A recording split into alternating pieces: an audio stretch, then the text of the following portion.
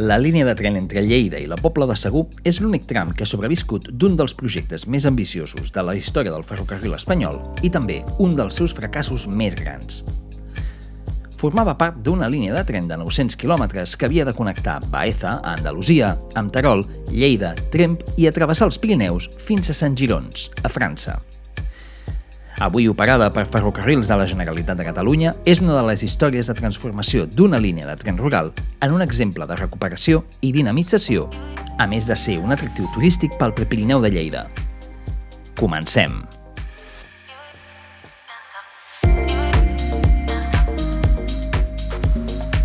Per viatjar en tren de Lleida a Barcelona tenim tres opcions.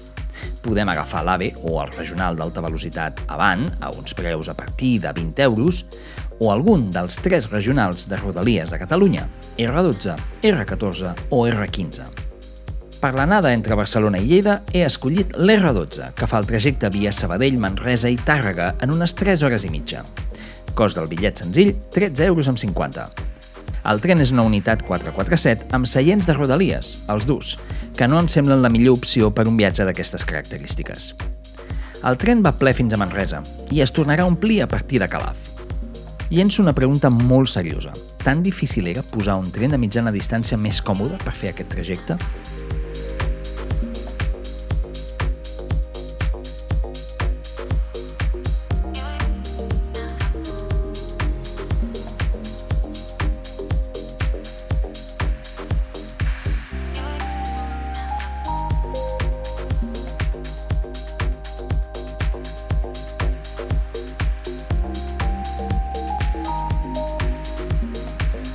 Arribem molt puntuals a l'estació de Lleida, reformada el 2009 amb motiu de l'arribada de l'AVE i construïda el 1923 per la companyia Norte. L'estació té 2 vies d'ample internacional i 4 d'ample convencional ibèric. Actualment només hi fan parada els trens de Renfe, Àlvia, Avant, AVE i Ablo, però aviat també ho faran alguns Ilio i Wigo.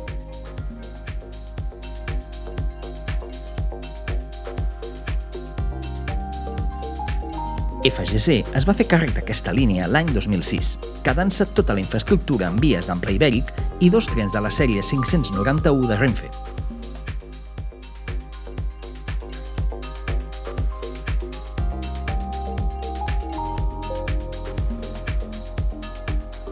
El trajecte entre Lleida i la Pobla té una durada d'1 hora i mitja aproximadament i el bitllet senzill té un preu de 7,15 €. L'abonament de 10 viatges en 60 dies, la T1060, té un preu de 26. Aquesta és l'única línia de FGC que té origen i final a una estació de DIF, Lleida Pirineus. També és l'única que podem trobar a l'horari a l'aplicació de mòbils de DIF, però només a l'estació de Lleida i fins al límit de DIF a Lleida. A partir d'allà, la infraestructura està sota competència de Ferrocarrils de la Generalitat i el posicionament de trens es fa a través de la web i aplicació oficials d'FGC. La línia RL1 fa el trajecte entre Lleida i Balaguer en 30 minuts. A partir de Balaguer, la majoria d'estacions són facultatives i l'única parada que fan tots els trens és la de Tremp. Si es vol baixar en alguna de les estacions, s'ha de prémer el botó de la porta amb antelació.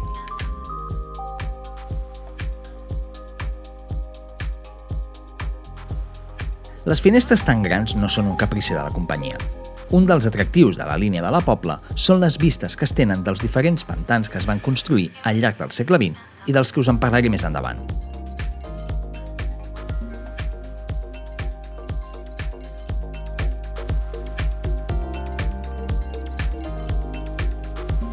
El tren arriba a l'estació de Tremp molt puntual a les 3 en punt i sota un sol d'estiu implacable. L'estació de Tremp data de 1950, quan va arribar fins aquí la línia enmig d'una celebració tan important com la que es va viure a Mataró el 1848 amb l'arribada del primer tren de la península. També es pot veure que l'espai dedicat a les vies era molt més gran que el d'ara, però millor marxo cap a l'hotel, que la calor apreta massa.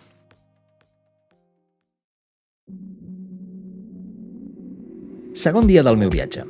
Encara fa més calor que ahir, el que m'obliga a dur un extra d'aigua a més de tot l'equip de gravació. Trajecte d'avui, Tremp, Cellers i Cellers, la Pobla, per tornar a la tarda a Tremp.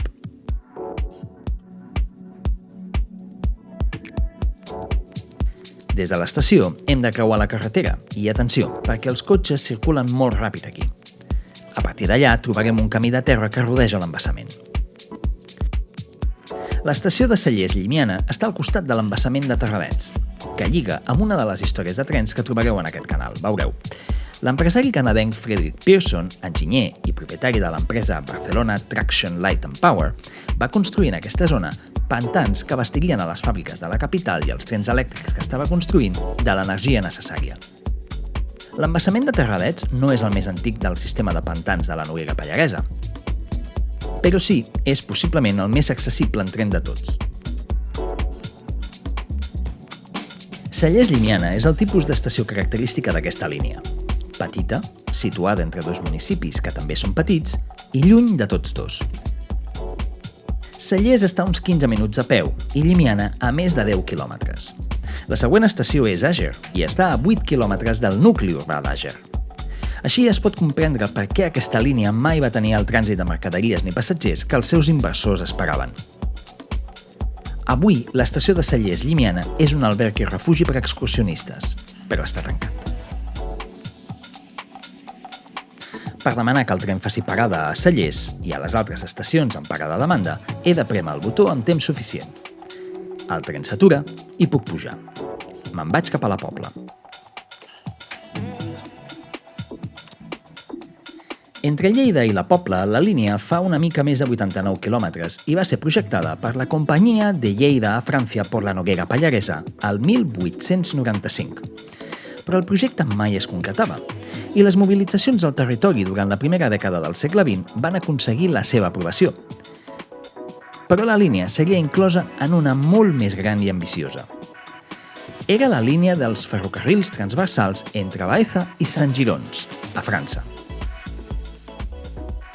I estava formada per la unió de diferents traçats ferroviaris. Baeza-Utiel per Albacete, Utiel-Terol, Terol-Alcanyís, Alcanyís-Lleida, Lleida-La Pobla, La Pobla-Sort i Sort-Sant Girons, pel pas de Salau. En total, 890 quilòmetres i una de les inversions en ferrocarrils més elevades de la història. I també el més gran fracàs. Les obres van començar l'any 1926 i el 1928 ja es van donar els primers problemes econòmics. Aquesta obra es va iniciar a la vegada a tots els trams, tot i que l'obra entre Lleida i la Pobla era la que estava més avançada. El tram entre Lleida i Balaguer es va inaugurar el 3 de febrer de 1924, oficialitzat dintre del projecte del ferrocarril transpirenaico Lleida-Sant Girons. El 1931, amb l'arribada de la Segona República, els plans canvien de cop i l'obra s'atura. A partir de 1931, l'obra s'interrompeix i reprèn diverses vegades. El primer govern de la República decideix aturar totes les inversions ferroviàries a l'Estat al crit de ni una peseta més per al ferrocarril. Les obres es reprenen el 1933. Durant la Guerra Civil, les obres van avançar a un ritme molt lent i, de fet, encara no havia acabat el conflicte que Franco va ordenar reprendre les reparacions i les obres perquè el tren arribés fins a la Pobla de Segur el 1951. Al 1950, el tren arriba fins a Tremp i, un any més tard, a la Pobla de Segur. L'arribada del tren fins aquí va suposar una revolució per a aquesta zona. Però en paral·lel continuaven les obres a diferents punts d'Espanya. El govern de Franco esperava poder acabar la línia cap allà a 1965. Però el 1957, el Pla d'Estabilització Econòmica d'Espanya, i el 1960, l'informe del Fons Monetari Internacional que recomanava a Espanya aturar totes les obres ferroviàries per evitar la bancarrota, van suposar la interrupció definitiva de totes les obres. I aquí, el tram entre la Pobla i Sort mai va arribar a tenir les vies. Això sí, el terreny on havien d'anar les vies encara és visible a diferents punts del traçat. Així que el 1950, amb l'economia de postguerra estabilitzada, el tren arriba fins a Tremp i un any més tard fins a la Pobla de Segur. Pel sud, les obres estan també molt avançades i la direcció de Renfe, que havia estat fundada el 1941, espera acabar-les i obrir progressivament tota la línia abans de 1965. A la Pobla, les obres no s'aturen i el 1953 es comença a fer l'aplanament del terreny que portarà les vies fins a Sort, en paral·lel a la carretera N160, amb parada a Guerri de la Sal. Des d'allà, i seguint la carretera C13, s'arribarà a Sant Girons, amb parada a Rialp, Llavorsí, Esterri d'Àneu, Escalarre, Issabarre, Areu, Salau, Confluents, Seix, Vic d'Oust, Quercabanc, La Court i Sant Girons. Entre 1962 i 2002, la línia és explotada en exclusivitat per Renfe. El 1993 es fa la primera gran intervenció a la Pobla, quan es redueix tota la infraestructura abandonada i es fa retrocedir la via fins al punt on acaba avui. El 1985, la línia de la Pobla entra a la llista de línies altament deficitàries de l'Estat i es posa data al seu tancament. Però l'Estat va convidar els governs autonòmics a fer-se càrrec del manteniment econòmic de la línia. La Generalitat de Catalunya i la Diputació de Lleida van assumir els costos d'explotació i manteniment de la línia. El 1986, Renfe va tancar 1.003 quilòmetres de via. Però el 2004, la sort de la línia de la Pobla va canviar. Tercer dia, el de tornar a Barcelona, primer amb parada a Lleida i després amb l'R14 fins a l'estació de França. La sort de la línia va canviar el 2006. El Ministeri d'Obres Públiques va acabar les obres de remodelació a totes les vies i modernització de la infraestructura, fent efectiu el traspàs de la línia a Ferrocarrils de la Generalitat. El canvi no va ser ni ràpid ni immediat. El material rebut no era ni de bon tros dolent. Les unitats 591 de Renfe, tot i ser dièsel, admetien bones velocitats, però progressivament es van reemplaçar per les actuals sèries 331 fabricades per Stedtler. FGC ofereix avui horaris molt clars i detallats, freqüències estables tota la setmana i trens coordinats amb les sortides de l'AVE. L'any 2022, la línia va tenir 278.000 passatgers, lluny encara dels 450.000 anteriors a 1985, però molt per sobre dels 90.000 de l'any 2000. El 2011, la Generalitat va dur a terme la gran retallada de trens i horaris, el que va enfonsar els passatgers fins als 60.000 l'any 2015, el seu mínim històric. I des de Lleida, anem al tancament. Em costa no pensar què hagués passat si aquesta línia hagués arribat fins a Sort o fins a França.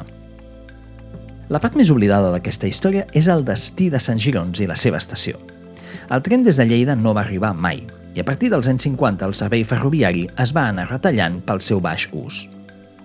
El 1967 es va tancar el servei de passatgers de l'estació i el 1989 també el de mercaderies.